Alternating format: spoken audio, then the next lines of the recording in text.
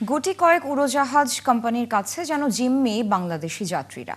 তাদের অভিযোগ, অনলাইনে টিকিট কম দেখিয়ে বাস্তবে কয়েকগুণ বেশি ভাড়া আদায় করছে এয়ারলাইন্সগুলো।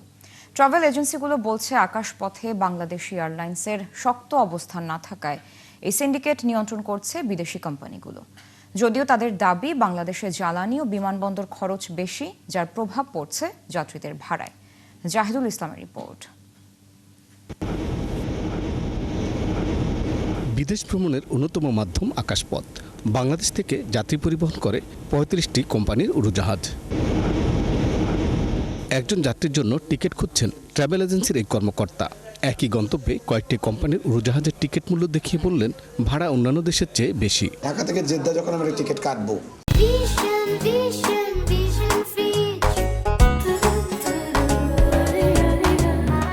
তখন আমি পে করবো ৮১,৮৩২ টাকা। আর যখন জেদ্দা থেকে আপনি ঢাকা আসবেন, সেই ভাড়াটা আপনাকে গুনতে হচ্ছে ৩২,৬৫৯ টাকা। তো দুইটার ফার ডিফারেন্স আপনি নিজেই বুঝতে পারছেন যে কী পরিমাণ বৃদ্ধি। লোয়েস্ট ক্লাসের যে ভাড়াগুলো আছে সেগুলো তারা ব্লক করে দেয়, আপার ক্লাসের ভাড়াগুলো সে আমাদের শো করে। তারপরে লোয়েস্ট ক্লাসের ভাড়াটা যদি হয় আপনার ৬৩,০০০ টাকা, তারা হায়ার ক্লাসের যেটা ৯৮,০০০ টাকা সেটা দিয়ে তারা ফেয়ারটা শুরু করছে। জরুরি প্রয়োজনে যখন তখন বিদেশ ভ্রমণ করেন ব্যবসায়ীরা। তাদের অভিযোগ, ভাড়া বেশি, অনেক সময় টিকিটও পাওয়া যায় না। হংকং, দুবাই বা যে ব্যাংকক, এগুলোতে তো মানে হিউজ রাশ। এখানে কিন্তু আমরা টিকিট যেটা ৩০,০০০ টাকা ৪০,০০০ টাকা টিকিট হওয়ার কথা ছিল, সেটা দেখা যাচ্ছে আমরা ১ লাখ টাকা দিয়ে কিনতে হচ্ছে, এবং অনেক সময় দেখা যাচ্ছে সিট নাই। আমাদেরকে হঠাৎ করে টিকিট কাটতে গেলে যে টিকিটের দাম হয় ধরেন 35, তখন সেটা আপনি ধরেন লাখের কাছাকাছি চলে যায়। তো আমাদের পক্ষে তো এই বার্ডেন বহন করা সম্ভব হয় না। বিশেষজ্ঞরা বলছেন, বাংলাদেশ থেকে দৈনিক যাত্রী পরিবহন হয় ২০ থেকে ৩০,০০০। সেই তুলনায় উড়োজাহাজ চলে হাতে গোনা কয়েকটি। আউট অফ ১০০টা সিটের মধ্যে আমাদের হলো স্টেক হলো মাত্র ২৫ থেকে ৩০%। তো সেই ক্ষেত্রে বিদেশি এয়ারলাইনের সংখ্যা এখানে বেশি, তাদের মার্কেট শেয়ার বেশি। সপ্তাহে আমরা ধরি ৫০,০০০ সিটের প্রয়োজন, কিন্তু সেখানে আছে হয়তো আমাদের ডিমান্ড ৬০,০০০। সো ১০,০০০ কিন্তু এক্সেস ক্যাপাসিটি আছে আমাদের।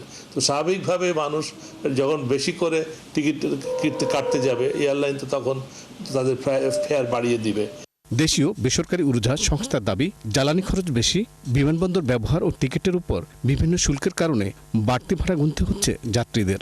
এভিয়েশন সেক্টরে যত ধরনের কস্ট আছে, মোর দেন 90% কস্ট হচ্ছে আপনার ডলারে। বাট আমরা যখন টিকিট সেল করি, সেটা কিন্তু আমরা টাকায় সেল করি।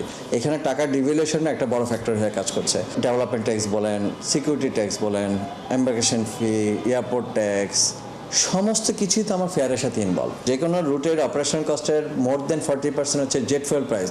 জেট ফুয়েল প্রাইসটা যদি আদার্স কান্ট্রি থেকে বেশি হয়, আপনার ফেয়ার বেশি হতে বাধ্য। বর্তমানে ৫৪ দেশের সাথে বিমান চলাচল চুক্তি রয়েছে বাংলাদেশের।